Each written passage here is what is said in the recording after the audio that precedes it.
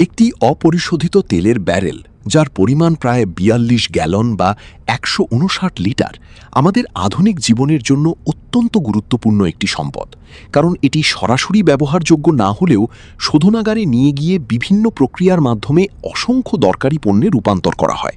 শোধনের সময় তেলকে বিভিন্ন তাপমাত্রায় উত্তপ্ত করে এর উপাদানগুলোকে আলাদা করা হয়, যাকে ফ্র্যাকশনাল ডিস্টিলেশন বলা হয়। এতে হালকা উপাদান যেমন গ্যাসোলিন বা পেট্রোল উপরের দিকে উঠে আসে এবং ভারী উপাদান নিচে থেকে যায়। এই প্রক্রিয়ার মাধ্যমে একটি ব্যারেল তেল থেকে প্রায় ৪২% petrol, ২৭% diesel, ১০% jet fuel, ৪% LPG রান্নার গ্যাস, ৭% পেট্রোকেমিক্যাল ফিডস্টক যা দিয়ে প্লাস্টিক, রং, টায়ার, ওষুধ ইত্যাদি তৈরি হয়, ৫% ভারী জ্বালানি তেল, ২% লুব্রিকেন্ট ও মোম এবং ৩% অ্যাসফল্ট রাস্তা নির্মাণের উপাদান উৎপন্ন হয়।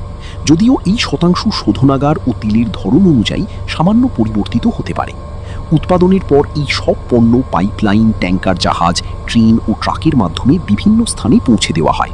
পেট্রোল ও ডিজেল যায় পেট্রোল পাম্পে, জেট ফুয়েল বিমানবন্দরে, এলপিজি সিলিন্ডারে করে বাড়িতে, পেট্রোকেমিক্যাল যায় শিল্প কারখানায় এবং অ্যাসফল্ট ব্যবহার হয় রাস্তা নির্মাণে।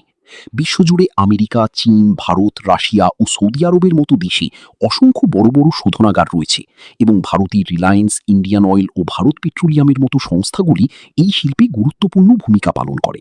তেলের দাম ও সরবরাহ আন্তর্জাতিক বাজার, চাহিদা ও ভূ রাজনৈতিক পরিস্থিতির উপর নির্ভর করে পরিবর্তিত হয়। আজকের দিনে পরিবহন, বিদ্যুৎ, প্লাস্টিক ও রাসায়নিক শিল্পসহ প্রায় প্রতিটি ক্ষেত্রেই তেলের ওপর নির্ভরতা অত্যন্ত বেশি। তবে ধীরে ধীরে বিশ্ব নবায়নযোগ্য শক্তি ও বৈদ্যুতিক যানবাহনের দিকে অগ্রসর হচ্ছে। তবুও এক ব্যারেল তেল এখনও শুধু জ্বালানির উৎস নয়, বরং আধুনিক সভ্যতার একটি মৌলিক ভিত্তি হিসেবে গুরুত্বপূর্ণ ভূমিকা পালন করে যাচ্ছে।